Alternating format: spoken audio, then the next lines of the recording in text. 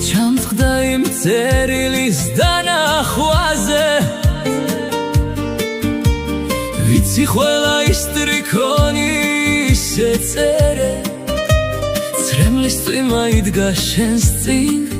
და სადავე გულში ედო დღეს გაიღვიძა მონატრების ტკივილებმა და სხეული ისწარსული როცა შენ გზას გიმოკლებდა